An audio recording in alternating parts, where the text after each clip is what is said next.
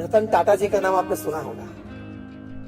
रतन जी जिस प्रकार की टाइम एफिशिएंसी और टाइम मैनेजमेंट में काम किया, unbelievable. 80 companies under Tata Sons, 80 company है, 15 से 18 कंपनी तो फॉर्च्यून 500 की लिस्ट में।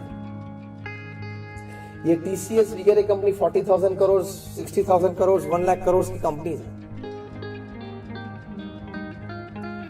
टाटा ट्रस्ट के एक एग्जीक्यूटिव है, वे हमारे बहुत अच्छे मित्र हैं। वैसे एक बार बैठे थे, मैंने उनको पूछा कि Ratan ji as chairman of Tata sons, ये बात है 10-12 साल पहले की, तो 80 कंपनी है, तो 80 कंपनी की बोर्ड मीटिंग साल में एक बार होती है, 80 कंपनी की एजीएम्स, एनुअल जनरल मीट्स होती है साल में एक बार, तो 80 दिन तो बोर्ड मीटिंग में चले जाते होंगे, 80 दिन तो एजीएम में चले जाते होंगे, तो 160 दिन तो 365 ऐसे मीटिंग्स में चले गए।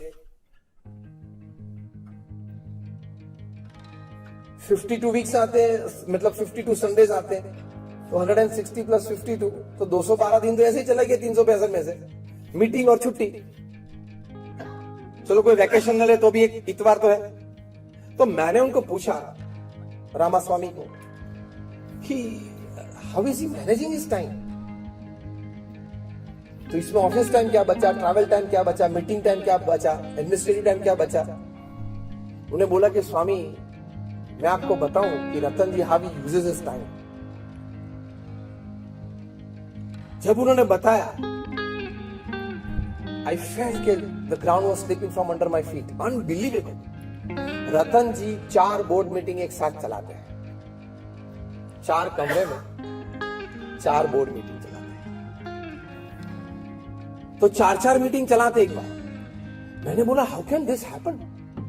टीसीएस तो कंप्यूटर वाली सब बातें होती है, वहां से बाहर निकले तो हाउसिंग की बात आ जाती है, हाउसिंग में से बाहर निकले बीच में समय कितना मिलता है, ये कमरे में से निकले पूरा माइंडसेट बदलना होता है ना।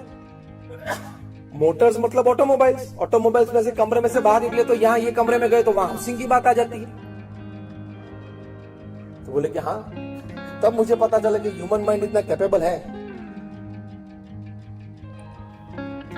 और बोले कि घर से निकलते हैं, गाड़ी में बैठते हैं, then he touches his file to know today's agenda of the meeting, सिर्फ गाड़ी में पढ़ लेते हैं।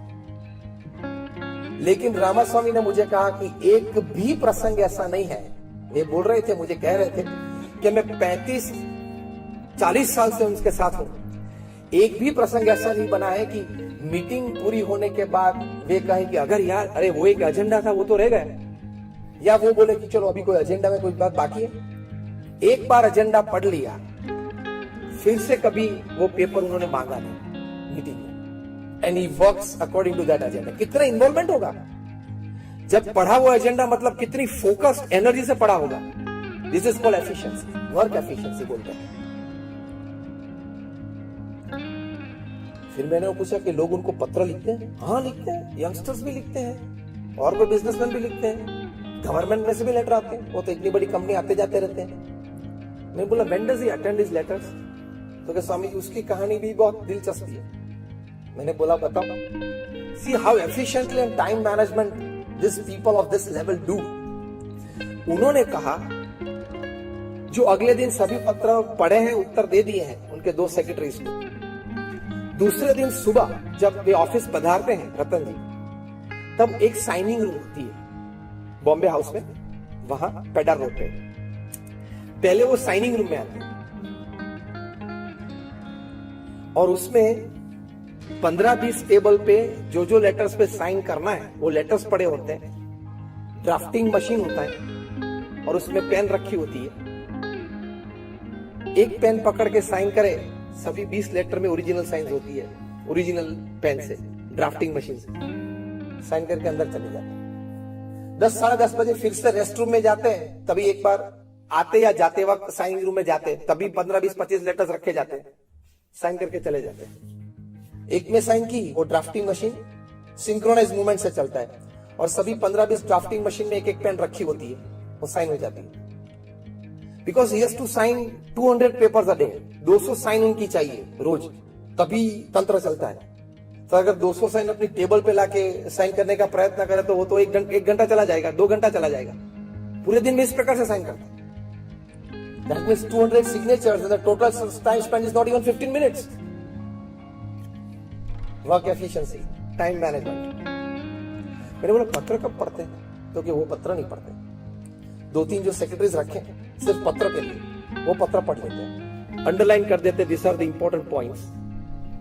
मैंने बोला तब उनको नोटिफिकेशन कब देते? मतलब कहते कब है कि ये एक पत्र है, यहां से आया है, ये एम्बेसी से आया है, ये पीएमओ में से आया है, ये मिनिस्ट्री रेवेन्यू फाइनेंस में से ये बात आई है।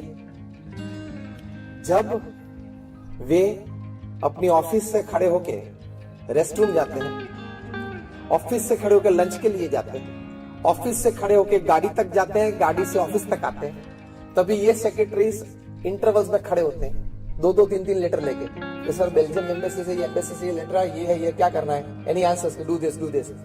वो रिकॉर्डर साथ में लेके घूमते हैं। रतन जी जो बोल लेते हैं as an answer to this letter, it is recorded and then they write it and type it down and keep on the drafting table, signing table the next day morning. कभी ऑफिस में तो ये letter मंगवाए ही नहीं। Efficiency से काम करता है। हमारे गुरु है महंत स्वामी महाराज, अभी उनकी उम्र 85 साल की, is 85। He reads and answers more than 150 letters a day. लोग उनको अपने व्यक्तिगत प्रश्नों के लिए, पारिवारिक प्रश्नों के लिए महंत स्वामी महाराज को लिखते हैं। 150 से ज्यादा पत्र पढ़ते हैं, मतलब उनके भी सेक्रेटरीज हैं, पढ़ते हैं, उनको एसएस देते थे, जवाब दे देते हैं, वे लोग लिख लेते हैं बाद में रात को, और सुबह उनके पास साइनिंग के लिए आ जाते हैं। लेकिन एट एज ऑफ 85 150 लेटर से साइन करते हैं रोज। ये जिम्मेदारी है इतनी बड़ी संस्था की। आप में से कौन ट्रस्टी सतीश जी 85 साल के हुए? देखो बैठे हैं, ये आदर्श है सभी के। तो आप भी जब 85-90 हो तब यही बैठना है। हाँ, सेवा तो सेवा ही है। जब 85 हो तब यही करना, बाकी का वो यतीश करेगा, धंधे का जो है वो करेगा। आप यहां बैठ जाना। मतलब अगर आप चाहे तो स्फूर्ति से, आनंद से, with energy you can always do social service. हृदय से अगर हो तो आपकी एफिशिएंसी बढ़ जाती है, टाइम मैनेजमेंट अच्छी तरह से बढ़ जाता है। तो ऐसी बातें, मतलब 80 कंपनीज को कंट्रोल करना, जब वे चेयरमैन थे और 40-50 साल तक वे चेयरमैन रहे। अभी तो वो चेयरमैन एमेरिटस है, एग्जीक्यूटिव चेयरमैन नहीं है रतन जी, लेकिन ये जिम्मेदारी 50 साल तक ये निभाना, वो बहुत बड़ी बात होती है। मलाड में थे, मुंबई का एक सबब मलाड, वहां थे, बहुत बारिश आ रही थी। ये तो अपनी रोल्स रॉयस में बैठे थे रतन जी, सिक्योरिटी व्हीकल आगे था, एक सिक्योरिटी व्हीकल पीछे, और सिग्नल पे खड़े थे। उनकी नजर एक कपल पे पड़ी, यंग कपल था, हस्बैंड वाइफ थे, छोटा सा बच्चा था, मतलब 1.5 साल का होगा। उनके पास 2 व्हीलर था। बारिश बहुत थी, पानी भर गए थे, इसलिए उनका व्हीकल बंद पड़ गया। वो किक मारते थे, लेकिन चालू नहीं हो रहा था, और गीले हो रहे थे। वैसे पूरे गीले तो हो ही गए थे क्योंकि मुंबई का बारिश है। तो और जो औरत थी वो अपने छोटे बच्चे को गोद में लेके दौड़ के यहाँ कोई शेल्टर मिल जाए, वहां से देखते, शॉपिंग मॉल थोड़ा दूर था, वहां तक वो दौड़ी। ये सब रतन जी ने रोल्स रॉयस में बैठे बैठे पूरा देखा।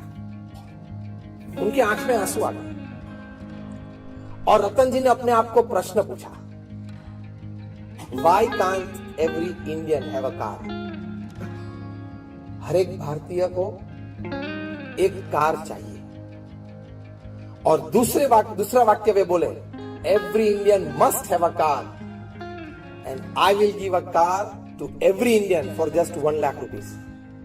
Middle class, lower middle class को। और इस विचार में से जन्मा टाटा नैनो। सक्सेस स्टोरी उसकी प्रैक्टिकल मार्केट में प्लस माइनस कम ज्यादा वो एक दूसरी बात है, लेकिन एक संकल्प, एक भावना, एक काम और एक लोग और समाज के प्रति कुछ करने की भावना। अब अपने काम में ही उलझे हुए थे, इतनी बड़ी कंपनी चला रहे थे, उसके बीच एक नया विचार इस प्रकार का आना और ये दर्जे का आना, मतलब ये निस्वार्थ सेवा। तो जो मैंने तीसरी बात बताई थी कि आपकी वर्क एफिशिएंसी और टाइम मैनेजमेंट बढ़ जाएंगे जब आप कोई निस्वार्थ भाव से सेवा करेंगे। क्यों? कि निस्वार्थ भाव से सेवा करेंगे, आपके स्ट्रेस लेवल्स नीचे रहेंगे। Selfless service has the power to reduce your stresses. This is scientifically proved, experimentally, clinically proved है कि आप जब निस्वार्थ भाव से सेवा करते हो, कोई अपेक्षा के बिना, कोई भी संस्थान, छोटी मोटी, कहां भी आपको मन है, तो आपके स्ट्रेस लेवल्स, तनाव के लेवल्स कम हो जाते हैं, तो आप दूसरे दिन ज्यादा फ्रेश रह जाते हो।